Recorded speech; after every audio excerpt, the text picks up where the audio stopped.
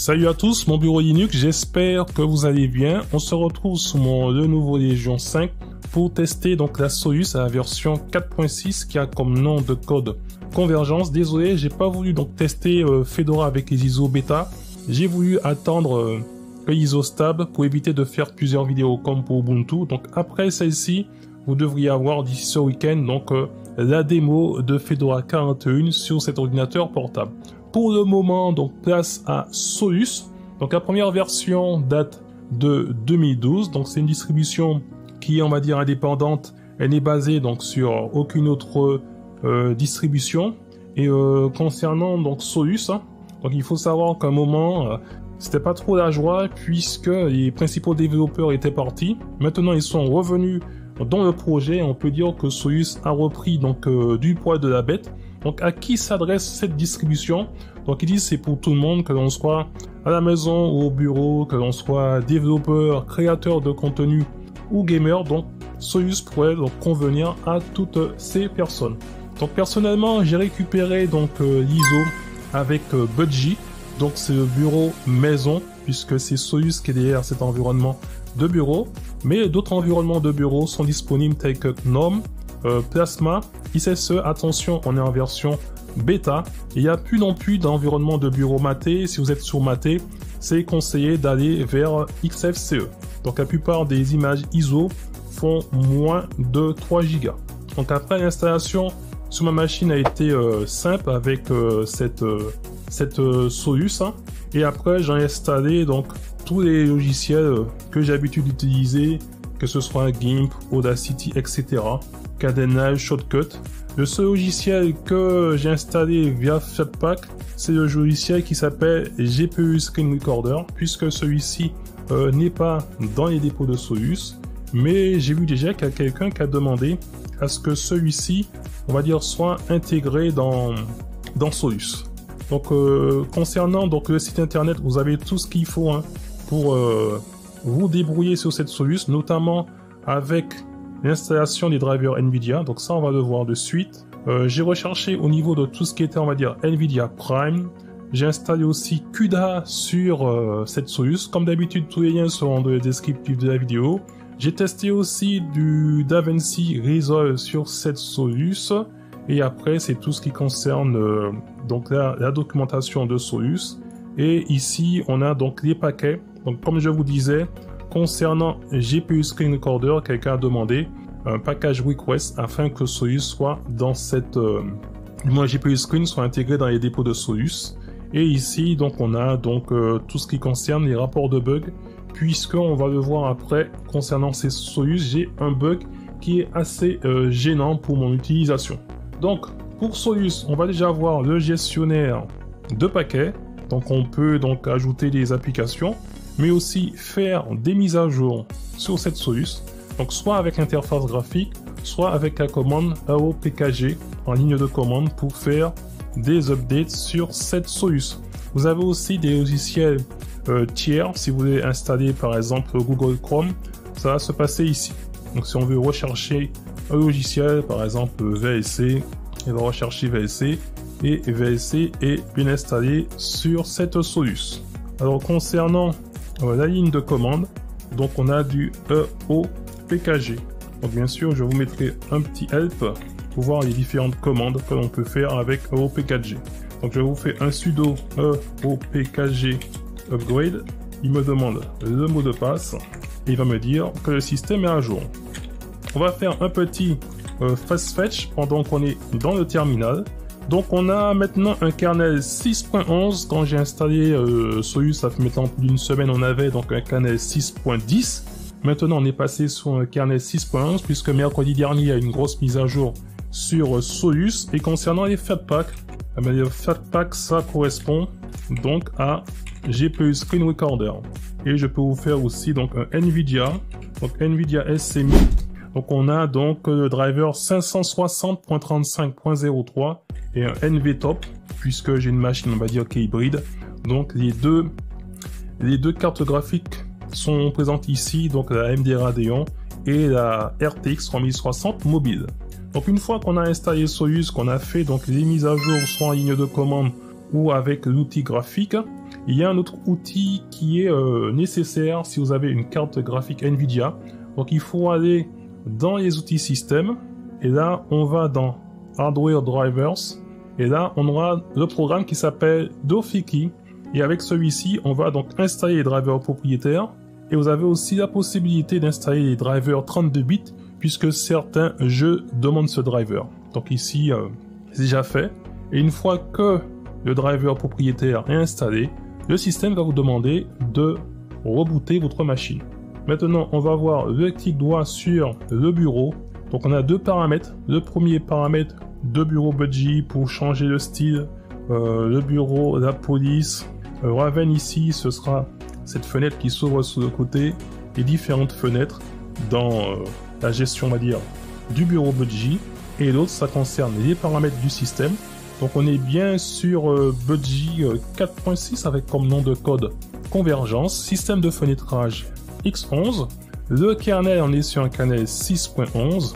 Malheureusement, donc j'ai fait un rapport de bug, on n'a que la carte graphique ici, puisque j'ai un écran secondaire qui est branché via HDMI sur cet ordinateur portable, et malheureusement, il n'apparaît pas ici dans Solus. Sur le Live ISO, l'écran est bien reconnu, mais une fois qu'on lance les drivers Nvidia à l'installation, plus d'écran secondaire. Donc cet écran, du moins ce bug, donc on va dans tout ce qui est bug tracker. Donc il y a plusieurs bugs qui sont reportés ici, et c'est celui-ci. Donc il y avait déjà quelqu'un qui avait un problème avec le HDMI sur un Lenovo P300. Donc, je ne sais pas si ça concerne que les Lenovo, mais j'ai remonté le bug. J'ai fait les mises à jour mercredi dernier, mais malheureusement, le problème est toujours présent.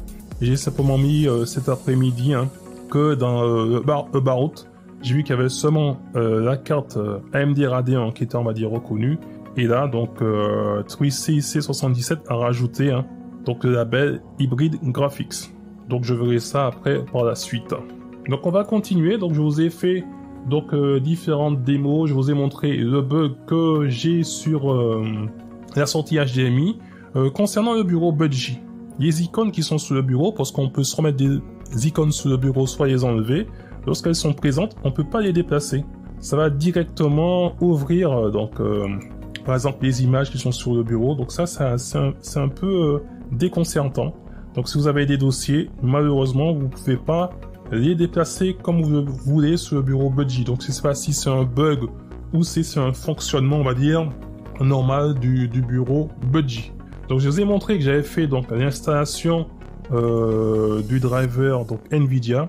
Donc j'avais récupéré donc le CUDA 12.6 pour le driver Nvidia 535.03. Je vous dis 12.6 puisque sur le site concernant CUDA ici, donc bien sûr ça date de 2021, donc j'ai dû adapter donc le CUDA à l'époque c'était le 11.4, on est déjà passé donc au 12.6, et une fois que c'est installé, donc on installe après tout ce qui concerne DaVinci Resolve, et DaVinci Resolve va se mettre ici dans une autre catégorie.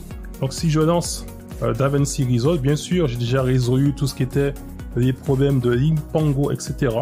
Je fais ouvrir, je prends une petite vidéo, le point move, je fais glisser. Donc voilà, il me dit que leur GPU memory is full, c'est normal puisque je n'ai pas d'option. Je n'ai pas d'option en faisant par exemple un clic droit comme j'avais fait par exemple sous Ubuntu ou sous la Big Linux. On faisait un clic droit et on lançait donc DaVinci Resolve avec la carte graphique dédiée. Donc je fais maintenant autrement sur cette Solus. Je me retrouve dans le dossier opt resolve bin et je lance, on va dire, la commande. Donc la commande précédente, je vais faire simplement un copier-coller. Vous allez voir que DaVinci Resolve va se lancer.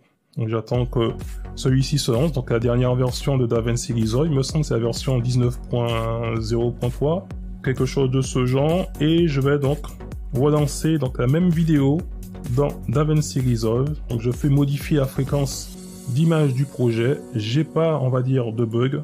Lorsque je vais dans le montage et les images de preview, je peux déplacer dans ma timeline et ça fonctionne. Donc tous les liens seront dans le descriptif de la vidéo concernant donc CUDA, concernant les soucis qu'on peut régler pour DaVinci Resolve. Ah oui, autre chose qui est assez important pour moi, et ça a été, on va dire, une surprise sur Solus, c'est... on va plutôt le faire avec... on va plutôt le faire avec NVTop, vous allez voir. Donc concernant la carte graphique Nvidia, regardez la puissance de la carte graphique Nvidia. Je suis à 95, je fais un FN plus Q, et là je passe à 130 watts. Donc là, Solus, c'est la première distribution sous laquelle j'ai pas à bidouiller pour activer le Dynamic Boost. Donc le Dynamic Boost fonctionne out of the box sur Solus.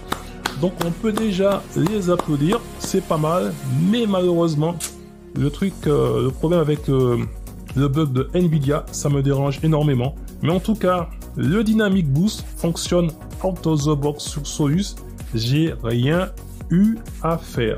Donc voilà, j'ai fait un petit peu le tour de cette Solus sur mon ordinateur portable Lenovo Legion 5. Donc il y a une carte graphique AMD, une carte graphique Nvidia RTX 3060 mobile, et en CPU c'est un Ryzen 5 5600H. Donc les points positifs que j'ai vus sur cette Solus, c'est l'installation, elle est simple et rapide, le système dans l'utilisation est aussi rapide. Vous avez un outil maison pour installer donc le driver Nvidia. Malheureusement sur mon ordinateur portable, on va mettre ça dans les côtés, on va dire négatifs, ma sortie HDMI est non reconnue, donc pour moi c'est assez compliqué.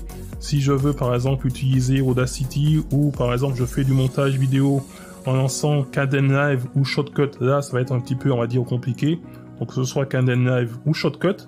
Donc j'ai un écran de 27 pouces, donc autant on va dire l'utiliser. Donc là c'est Shotcut.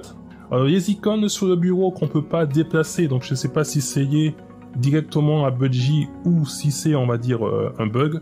Par exemple pour Nvidia, on peut vérifier que lancer donc l'assistant de configuration, donc il va bien me détecter l'encodeur matériel trouvé et activé donc pour Nvidia. Voilà. Donc l'installation via, on va dire, l'interface graphique avec le logiciel maison.